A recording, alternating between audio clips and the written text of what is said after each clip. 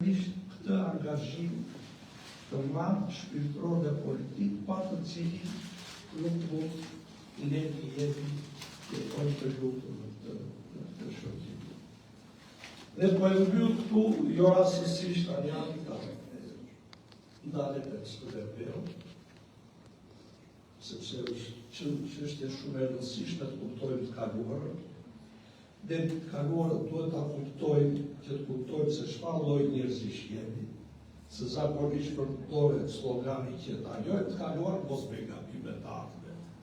Jo, s'është kjo pikpamja moderne. Ne duhet ta njohim të kaluarën që njohim më mirë veten tonë. Çfarë kemi qenë, si kemi menduar, si kemi vepruar. Dhe kështu ne do të përsosim veten. Nëse se bëjmë të rishikim të kaluarën, si isha paranemuar Nietzsche, atëherë ne s'do njohim disa të vërteta dhe të vërteta që harrohen kthehen katastrofë.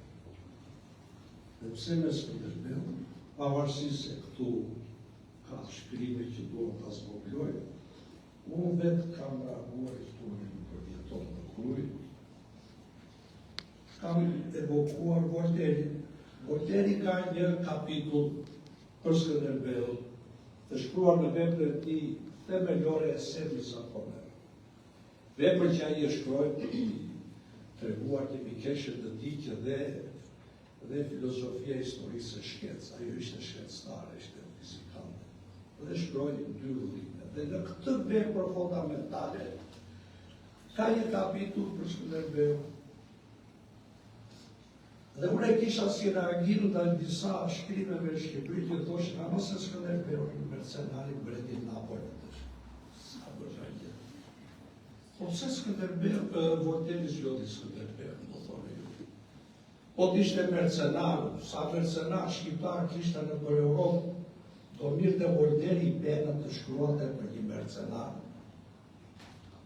Jo, Voltairi kishte një ide brillante për Europë. Dhe që ta zhvillote këtë ide, pra shpirti i Europës sipas Voltairit ishte liria, Azia ishte despotizmi, dhe në këtë kundërvendje, jo se kishte një koncept shovinist, Voltairi vetë ishte kozmopolit, por ai do të t'i thoshte europianëve që të mos braktisnin të shpirt liria. Dhe e gjeti këtë të mishëruar tek Skënderbeu, se ndërkohë që të gjithë princit europianë, madje dhe i famshmi Lorenzo i Medici, i gdhëdi një monedë sultan Venediku. Është monedë me figurën e sultanit. Venediku i çoi piktorin më të mirë. Dhe thot Voltairi, sultani e mbushi me flori këtë piktor, që i ka bërë atë portreti sultan Venediku. I dha kaj dukate, i dha i floriri, thot, madje po më shkrim se ka vërë, për t'i bërë qefin këti piktori që do të shikonte se si kontraktoheshin muskujt e një njeriu kur i printe i koka, sultani dha urdhër t'i printe i koka që ta shikonte ky piktor. Sigurisht do Voltairi të stilit e tij, u zbesoj se na ketë për një parazit. Por doa të them që ai e sjell si model për të thënë princëve evropianë që mos e braktisë shpirtin e Europës që është liria. Dhe merr si model Skënderbeun tonë, në kohën tonë ne kemi autorë që duan ta zgjollojnë.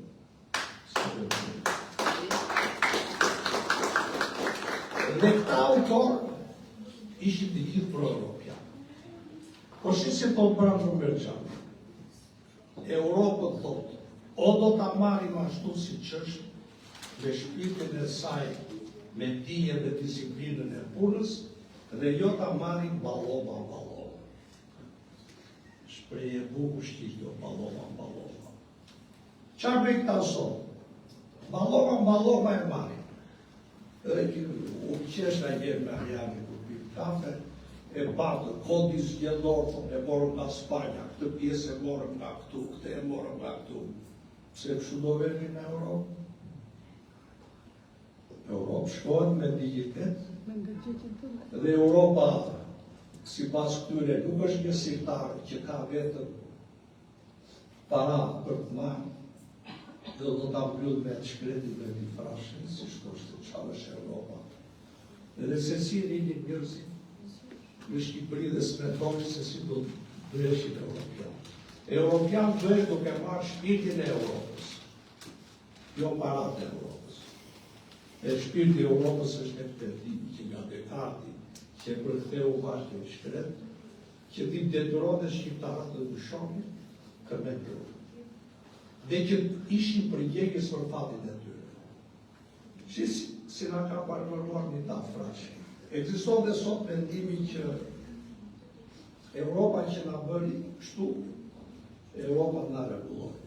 Pra ndaj thot një tati, shikojmë njërës për tacë, që i mushin kafenet dhe se nga mdëke tona do të flurë hi dhe pak, të mbushur nga njërës për tacë, që i kalojnë 24 orë e ditës duke pritur mos vjeto i halë nga kuzhina e Europës.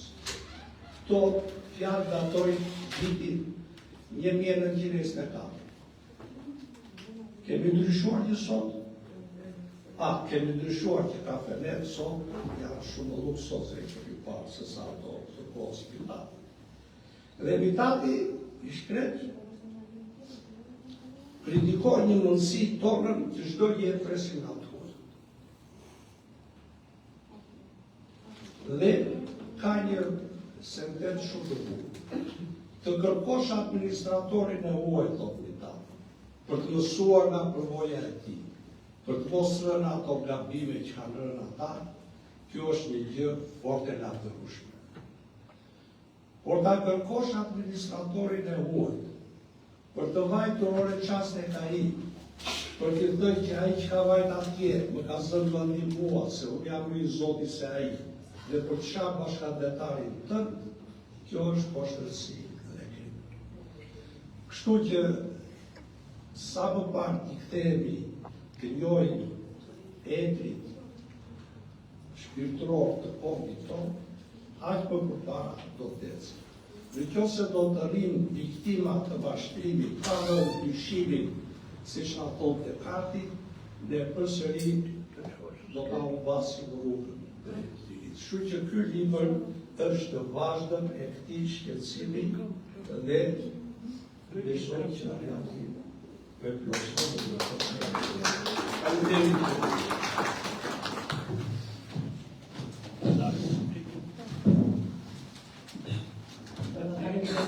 Dhe gjithë e dim se jeta nuk marrë sa herë në marrë në rymë, o sa herë emocionet tona, nga bëjë të nale kjo film. Dhe sot, besoj që të gjithë përjetuar në mësër të bukra. Parë se kam një kërë autorit, të një dëshiroj të bukjeve lule, të ndëroj të gjëreshës, dhe stafit të përkushtuar për një pritje, se është një kapit postolatit të thënë se ty kemi shumë një njësjedës. Unë përndroj të gjithë që me ishë kështu. Janë të ka autori, po në leoni të... Pa tjetër ndërruar, pa tjetër. Dita adën, avokate ndërruar. Ju urojmë mirë se ardhja në qytetin e Florës. Ju nuk jeni një individ, si kundër ta qerti, po jeni një figurë publike e admirueshme për të gjitha komentet sociale, shoqërore, filozofike, historike që trajtonin temat sociale dhe në krijimtarin tuaj, siç është edhe libri Neo-shqiptarizmi. Dihet që jeni përkushtuar figurës së Skënderbeu, i cili nuk ka vitet vetëm në 5 strategët më të mëdhenj të botës, por aditet edhe në strategët më të mirë të zhvillimit të mendimit, të filozofisë shpirtërore të një shteti për të qenë i bashkuar dhe kot. Unë desha të theksoja vetëm diçka. Dihet që zhvillimi ekonomiko-shoqëror është ecën më përpara se mentaliteti njerëzor. Dhe më vjen shumë keq që sot të gjithë me qoftë edhe të fushave të ndryshme intelektuale kështu, kanë të zhvilluar psikologjinë e gardit. Sot, më tepër se kur, po caktohet teritoret shqiptare në emër të individëve të caktuar dhe kjo bën edhe problemin më të madh ligjor. Zotnia tha që është një shoqëri e përparuar që mund edhe të mos ketë pushtetut. Po shoqëria e përparuar do edukim të saktë. Ç'mund të themi ne? Unë kam qenë disa herë në Kosovë. Në shkollat e vjeçare nuk shpjegohet çfarë janë dardanët. Këtu në shkollat 8 vjeçare nuk shpjegohet çfarë janë ilirët, me teorikat më të thjeshta, me filozofinë më të thjeshtë. Si mund të zhvillohet shqiptarizmi duke mos u zhvilluar këta element historik, filozofik, që kanë edhe histori narrative dhe histori filozofie dhe histori të vërtet të kombit shqiptar. Kom do me thënë bashkim. Ne akoma jemi të copëzuar dhe duhet Shqipëria të jetë unike, që është vendi shqiptarizmi dhe lirisë lashtë, që dhe trojet, shqiptarët rreth trojeve të saj, të këmbullin më shumë që të bëhen dhe ata njësh me kombi. Jo të jenë të ndarë në federata të ndryshme, si që janë edhe për dite më tepër po diskutohet rikufiri.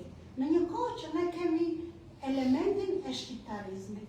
Unë ju falenderoj edhe njëherë, më duhet t'i thosha këto dy mendime, sepse na dhëmbin të tërve. Na dhëmbin në ligj, na dhëmbin në zhvillimin shoqëror, na dhëmbin në programet arsimore, na dhëmbin kudo.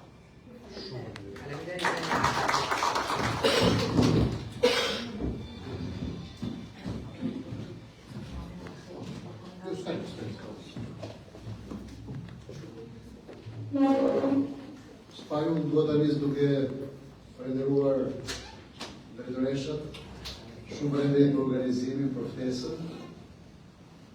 Falenderoj gjithë secilin për jush që keni ardhur sot në promovimin e këtij libri. Ndihem i nderuar, ndihem realisht i emocionuar që jam mes jush. Siç tha profesor Gjergji, unë jam djalë Vlore. Jam rritur rinim tim kam jetuar në qytetin e Vlorës.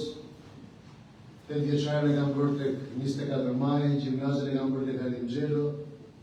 Kështu që ato nisit e mia para aktivizmit i kam patur këtu në qytetin e Vlorës. Pavarësisht se me origjinë jam përmetar, por rinia ime në Vlorë e ka shenjuar personin tim, sepse ku do thonë ai Vlonjati, kështu që unë e mirëpres sepse nga Vlora ka marrë ndoshta përvojat më të bukura dhe më të mira jetësore. Ka marrë vendosmërinë. Qytetarë më të vendosur, njerëz më të vendosur, individ më të vendosur në diçka. Nuk kam parë kurrë tjetër. Por kam marrë dhe humorin. Sensi i humorit në Vlorë është i jashtëzakonshëm. Kam mësuar të kujdesem Vlorë shumë. Se kam mësuar parimin që po ulën 3 veta në tavolinë mos u çoj pari sa ata 2 që ngjerë do të shajnë. Kështu që kjo ka bërë të jem më i kujdesshëm. Por të gjitha këto të ndihmojnë që ti të maturohesh.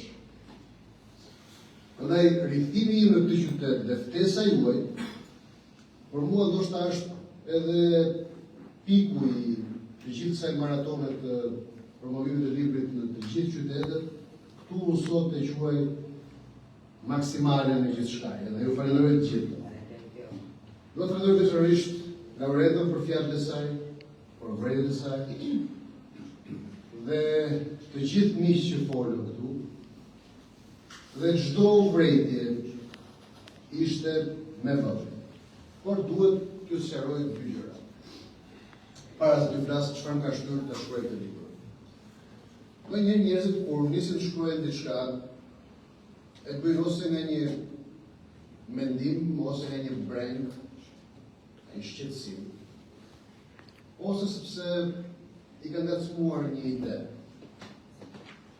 i kanë smuar diçka ku ata nuk shohin përtej, pra nuk e shohin horizontin, por ndjejnë që diçka po vibron aty larg. Nuk është sekret aktivizmi im politik, publik, civil në këtë vend. Pra nuk ka pse unë të fshihen vetes time, se do ishte hipokrizi edhe për ju. Ama përpjekja ime politike ka qenë një dështim spektakolar. Jo për mungesë aftësie, për mungesë zotësie, jo për shkak se unë e ndjeva veten që nuk mundesha. Por ajo që unë bëja shkonte në kundër kulturë me atë që ndodhte në këtë vend. Dhe vazhdo të shkoj në kundër kulturë me atë që ndodhte në këtë vend.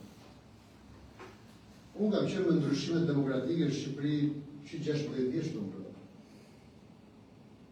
Kam qenë një nga jetë më aktiv të më. Deri në 97-ën, madje kam qenë vetë një kandidat për deputet në vlorë 97-ën që jam kthyer në Tiranë gjysmë i vdekur. 3 muaj në spital dhe kam dalë nga koma mbas 3 muajsh për të rinisur jetën nga e parë. Dhe dini si ka qenë në festat. Por gjërat që në ndodhin na sfidojnë që neve të bëjmë pyetje dhe pyetja që unë bëj pas herë është çfarë roli kemi ne në këtë shoqëri si individ.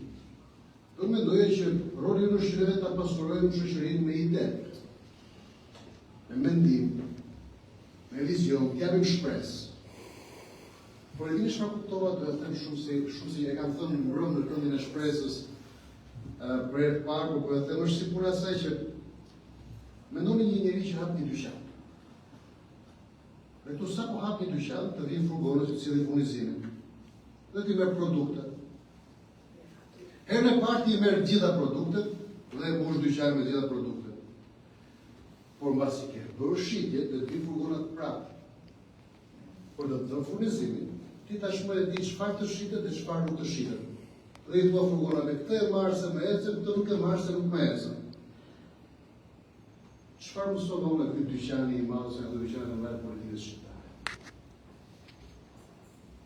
Produkti që faktikisht është politika e vërtetë, nderi, morali, karakteri, meritokracia, ide, vizioni, kombëtarizmi, nuk shitet. Politika nuk i shet, partitë nuk i shesin, por çuditërisht edhe qytetarët shqiptarë nuk shkojnë të orgasin tek politika, a ke nder, a ke ide, a ke morale. Dini çfarë ndodhi, jo them me përvojë personale, se e kam parë në çdo fshat, në çdo qytet, në çdo lagj shqiptare, në diasporë, që ka një gjë më krishtuese për mua. A ke lek? A ke lek? Do në hapësh me lek? Jo them sinqerisht, dhe kjo ka qenë traumatizuese për mua. Dhe unë e kuptova që këtu përgjigja nuk është bërë politikë. Është e kohë që ne përpiqemi që të japim përgjigje politike në shoqërinë shqiptare. Këtu përgjigja është vetëm kulturore. Dhe kjo ka qenë shtysa pse unë nisa ta shkruaj librin, se thash, okay, këto gjëra që unë po i shoh nga vetë, duhet i përmbledh. Por kultura nuk është thjesht një eveniment ditor, as javor, as mujor, është një proces. Dhe ndërsa unë po punoj e që kisha, po visha dhja disa referenca ka ureta, disa njerëz që ore kush ma ushqen mua këtë ide, ose kush ma përforcon këtë ide. E ka ka shumë të drejta, aty mungojnë shumë emra. Por nuk jam përpjekur që të fus këto. Unë thjesht kam hapur, le të themi, si pari, kam zgjedhur 22 njerëz që në atë moment që po shkruaj librin e ndihmuan idenë time, i dhan mish ideës time. Pra nuk jam bërë as selektiv, pra nuk është se kam bërë selektivitet. Jo. A kupton? Ka thjesht që për Kisha idenë time. Po, jam shumë dakord pra. Unë nuk është se kam përzgjedhur që këta janë. Jo, unë kam thënë që shkoj. Këta e ushqyen te idetë time, por unë qëllimin nuk e kam që njerëzit ta marrin librin e tonë, po kjo që nga. Vesh që ta bëjmë debatin, sepse këtu mirë që ka mbaruar debati për nderin, për moralin, për meritokracinë, për vlerat, për qytetarinë. Po këtu nuk ka më debat për kontestarizmin.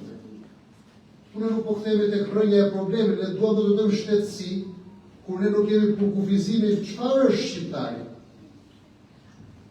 Por e po ta pyesësh sot, cili ndodh nga ata njerëz që lëvrojnë në jetën politike publike shqiptare.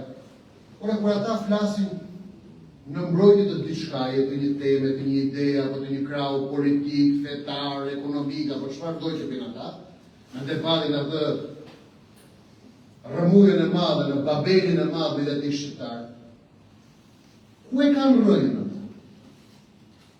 Se do të kesh një rrënjë që ti ta nxjerrësh degën tënde, pra rrënja, trungu dhe dega, pra në qoftë se ne i quajmë ide politike, përkatësi fetare, përkatësi të lokalitetit ku jetojmë, nga Vlora, nga Jugu, nga Veriu, nga Kosova, ti do të kesh një rrënjë në këtë trung, që atë qëndroj ajo dega, pra ju të po që i majt, apo i djath, i musliman, apo i krishter, i nga Veriu, apo nga Jugu, do të kesh një rrënjë, pra do të kesh një qëllim, do të shkoj dikuaj.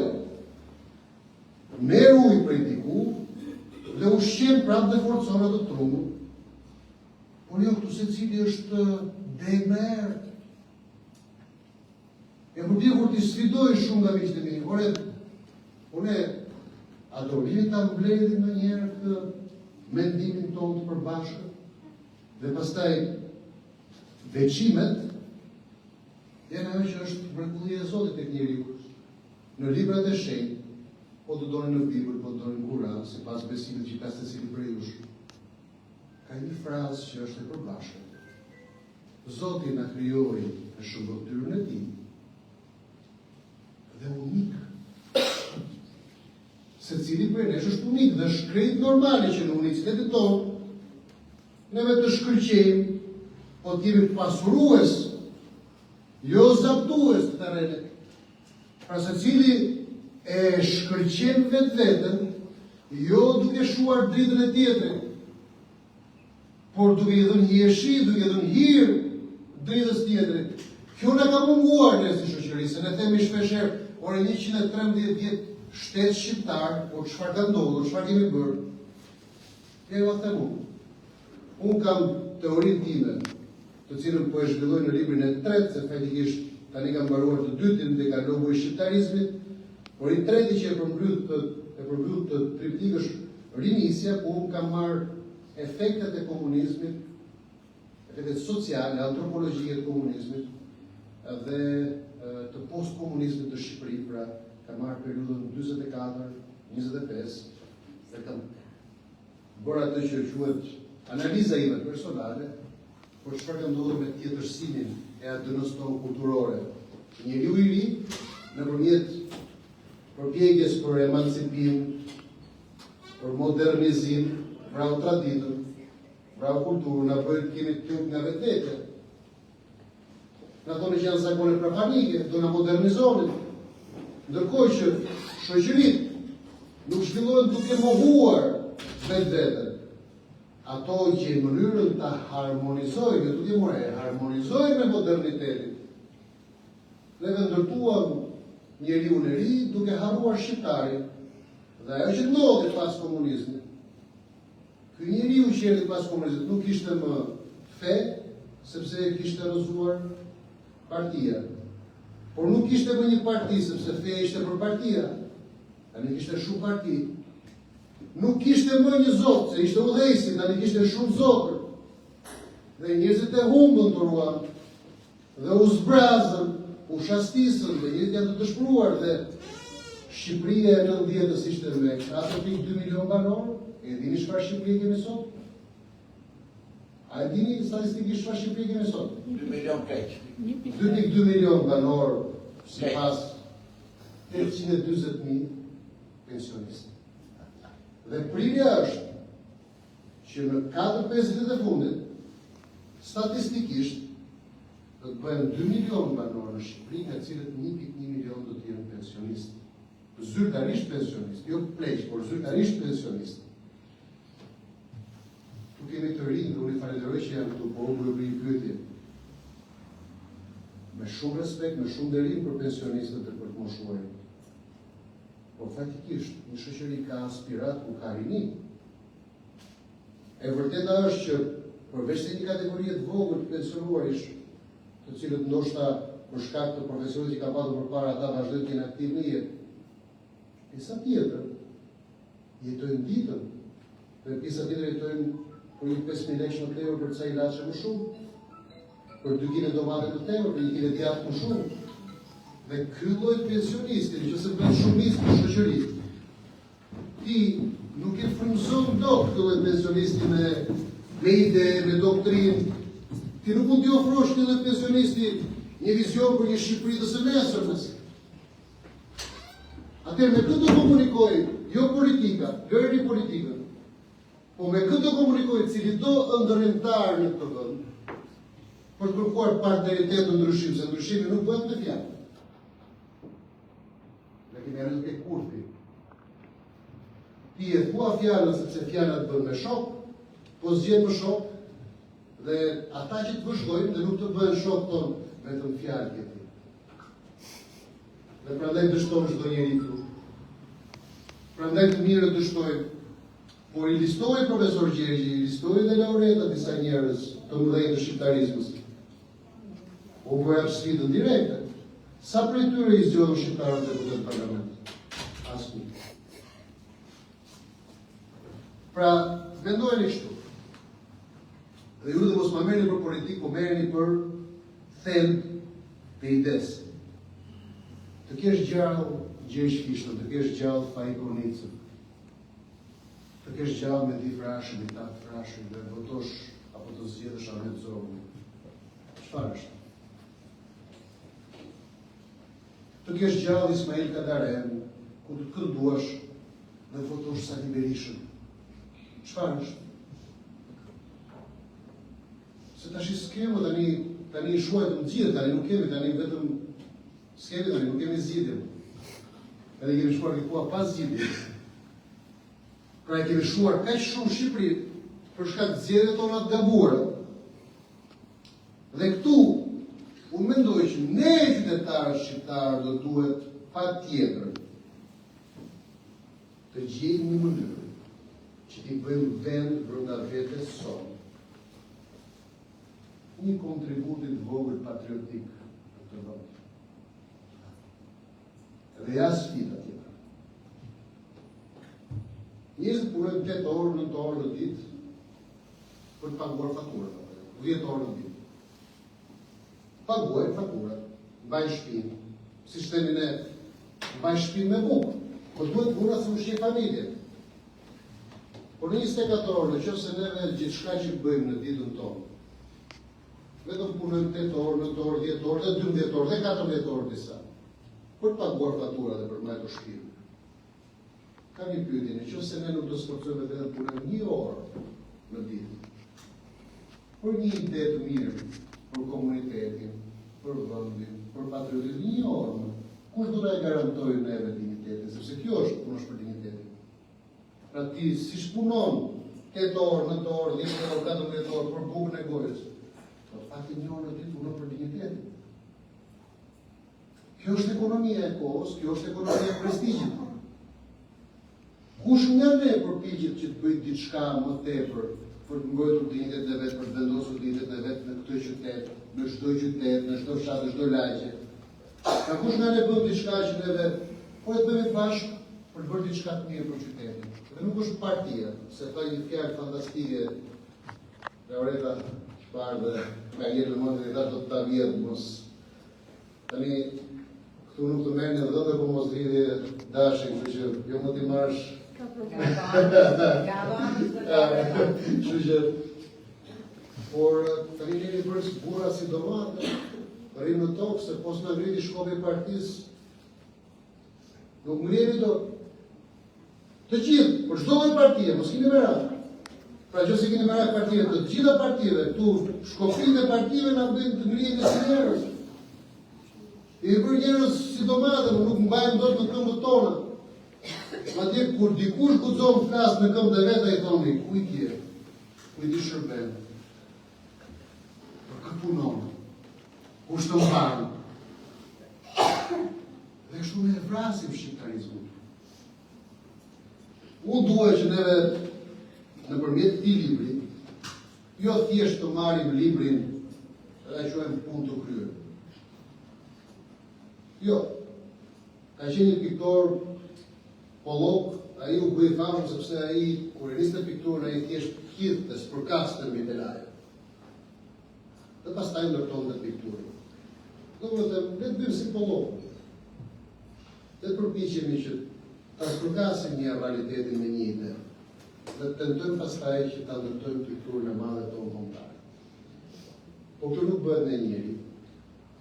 Kjo nuk bëhet as në një promovim libri, nuk bëhet as në një libër. Nuk bëhet as në një bashkëbisedim. Kjo bëhet në një qëllim.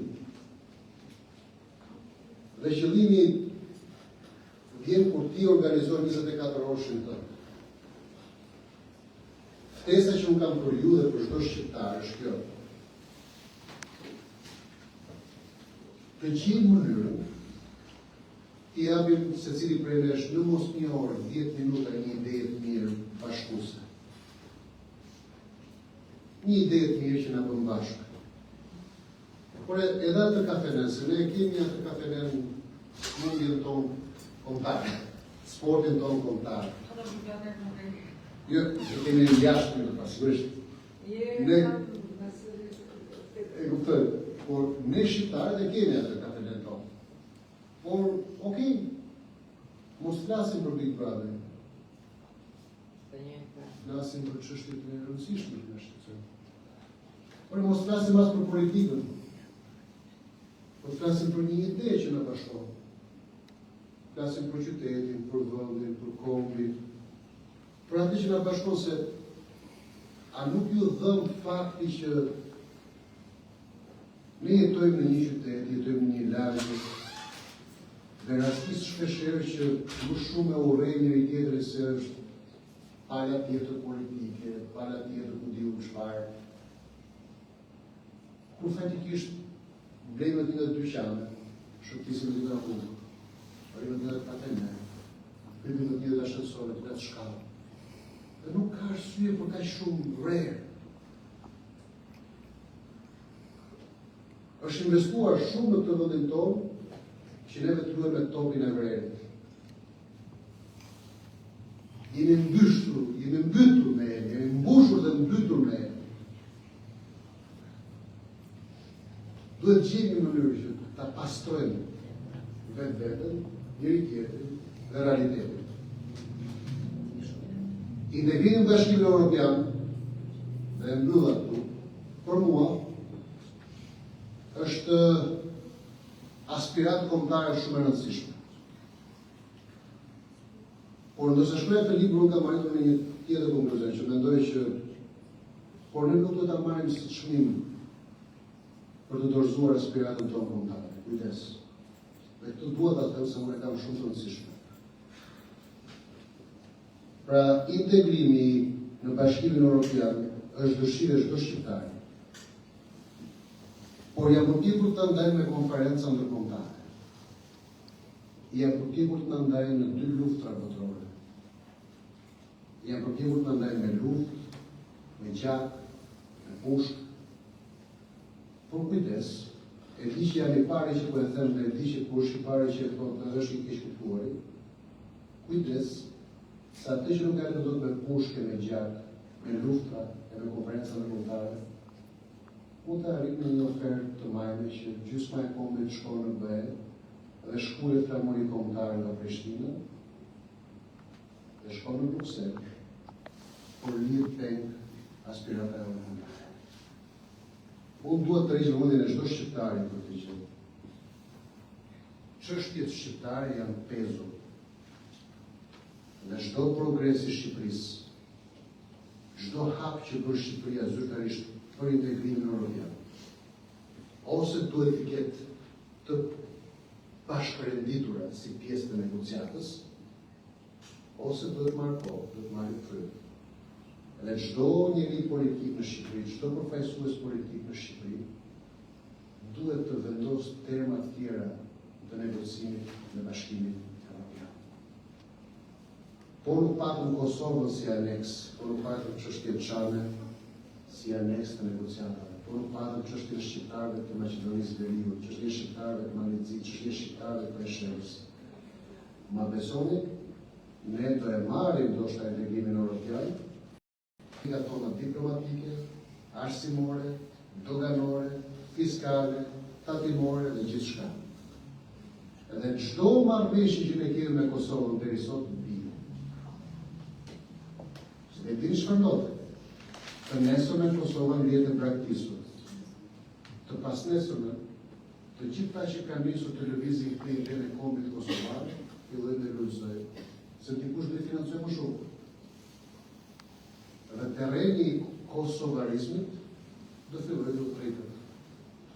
Kosova do jetë e braktisur, shqiptarët e Malicit do jetë braktisur, shqiptarët e Maqedonisë Veriut do jetë braktisur, Çarku do jetë braktisur, sepse do e kuptojnë që mbaroi çdo gjë u harrua, u vonua, u harrua, u vonua, u harrua. Kapitali i armiqve të çështjes tonë kombëtare nuk janë më paratë dhe ushtrim. Është koha. Shikoni çfarë do të Kosovë me komandantët që janë në gjykatën sociale.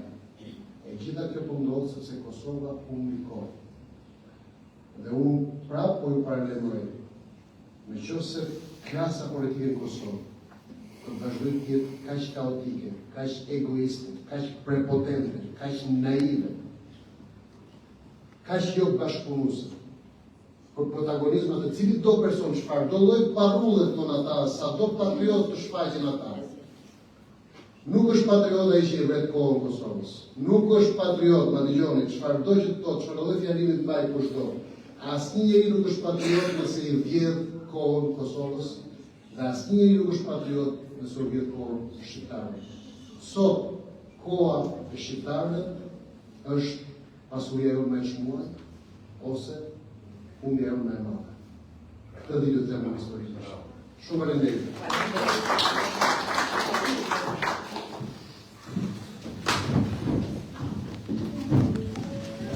Falenderoj të atëre do të thosha diçka.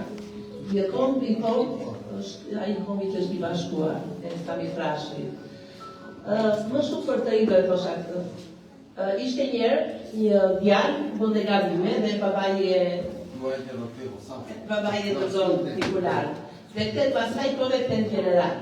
Ten general edhe futet në vatër me gjithë ushtrit. I thotë, ti babaje nuk ishe të si të punë, thotë që po unë tani jam generali, thotë a i nuk jetë njeri, thotë, se duhet të tjenë në vatër me të shtësi, me zëmër.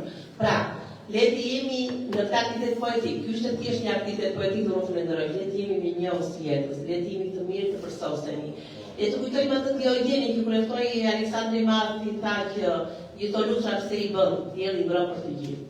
Unë e falenderoj autorin në këtë aktivitet poetik dhe drejtoreshëm. Dhe këto janë gjyqet nga Vlora. Nga Vlora.